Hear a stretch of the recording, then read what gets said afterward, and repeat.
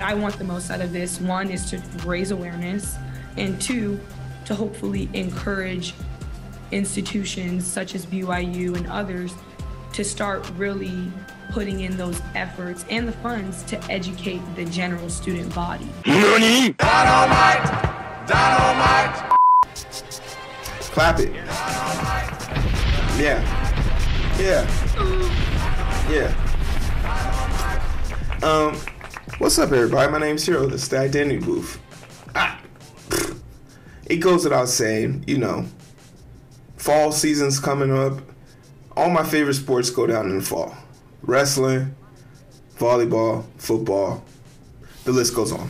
Little preseason basketball. It's a great time. Indoor season for track, fucking phenomenal. So it doesn't faze me as an athlete, that you know that the crowd can be loud, they can be, dare I say, disrespectful, they can be belligerent, but something a crowd should never be is racist. But apparently at the BYU versus Duke volleyball game, somebody in the stands didn't feel the need to compose himself in a structural manner. And we're going to talk about this, but let's just get the story. Volleyball player demanding answers this morning, saying she was the target of racist taunts during a match in Utah. This morning, she is telling her story, and Janae Norman is here with more on this. Good morning, Janae. Hey guys, good morning. So listen, classes started yesterday at Duke. So when I spoke with Rachel Richardson last night, she said she'd shoved the experience in the back of her mind and was focused on school and volleyball. She is a student athlete, but realizes that when people see her, she's a black woman first, and she's hoping the racism she endured on the court can be a teaching moment for folks off the court. Richardson again fires that one. New fallout this morning from the volleyball court. Well, at first it was kind of like did I hear that right? Like, I didn't really believe it. Duke sophomore Rachel Richardson says she and her black teammates were targeted with racial slurs and threats during their game against rival BYU over the weekend. The next time I went back to serve, I was like, okay, yep, I definitely heard that right. I immediately just told one of my most trusted teammates, and I was like, I just heard someone use a racial slur, to address me, essentially. Richardson taking to Twitter saying the heckling lasted for the entire match, and when it turned to threats, they began to feel unsafe. She says both the officials and BYU coaching staff were made aware of the incident during the game, but failed to take the necessary steps to stop the unacceptable behavior and create a... And this right here, before we move any further, there needs to be consequences well on par with this. How far? Dare I say, take it to the max. If the opposing school ever raises to a racial slur and it can be proven, or the person can be identified, or if it's deemed that it's the whole entire establishment, immediately the game's over and the opposing team loses, they receive a fine upwards of $100,000, and they lose home field advantage for all major events. They can no longer they lose all home games from that point on.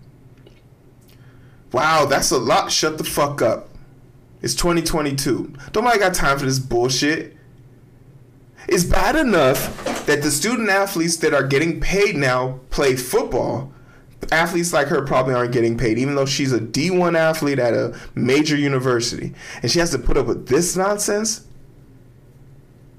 These schools they make too much goddamn money. And you want to know how I know? Because all these kids are in debt for student loans. That money went to these schools, and now these schools are being allowed to parade themselves like this. And we're going to be talking about another prestigious school who don't know how to keep their mouth shut either.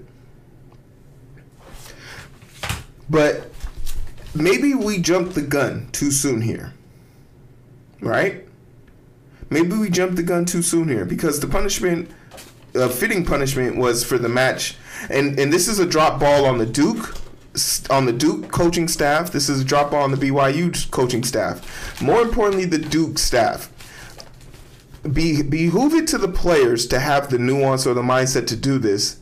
But the moment one of their teammates no longer feels safe to perform at their athletic best, the match is over.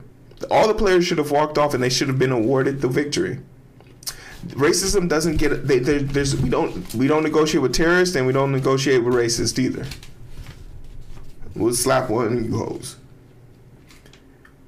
And like I said, they should lose the game, and they should have a fine and no longer have the ability to have home games. But there is a little bit of pushback, right? From Fox News. No evidence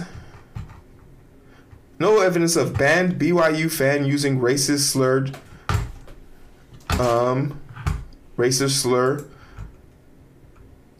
at volleyball game.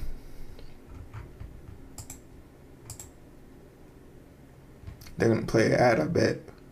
And I'm gonna block that shit. Our content sharing partners at the Salt Lake Tribune report that campus police at BYU say surveillance footage of the crowd at a volleyball game may indicate the wrong person was banned from future games. Associate Athletic Director John McBride says in a statement that the person who was banned after Friday's game was the person identified by Duke. But campus police say while watching surveillance footage of that individual, they, quote, did not observe that behavior from him. This also comes as the Duke volleyball player who was targeted by that heckling says they say included racial slurs spoke with ESPN about the experience. She says she is ready to move forward. I want the most out of this. One is to raise awareness, and two, to hopefully encourage institutions such as BYU and others to start really putting in those efforts and the funds to educate the general student body. I don't want to group BYU altogether in a negative light. So I've just seen it as an opportunity to raise awareness for the fact that racist incidents such as these, they still are happening. BYU is now asking for any fans at that game Friday to share video and their accounts of the game to help them investigate. So they're not saying, I was under impression the world is united. I was under impression they were believing that the player, the person that they caught was the right person, but it looks like the person they caught wasn't the right person, which is important to do. We need to make sure we get the right person. We don't want to ruin someone's life mistakenly.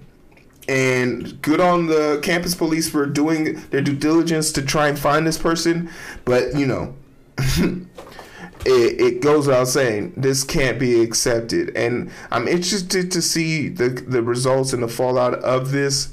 I do think there needs to be stiffer punishments that come from NCAA. Our students need to be protected at all costs. They are the future. Treat them well and watch them lead the way. Oh wait, actually no, not next topic. This story does bring back memories of a video I did back in the day. It's in reference to this dude. This stud of a beast from New Jersey in high school. He was required to cut his dreadlocks because of this fucking ref believing that his dreads were giving him an advantage over the opponent.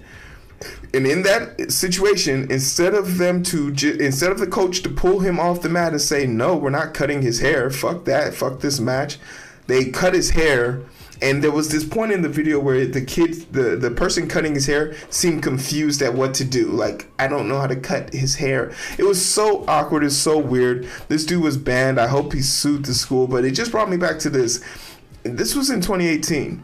There's a lot of growing up this country needs to do. And a big part of growing up is owning its mistakes in the first place.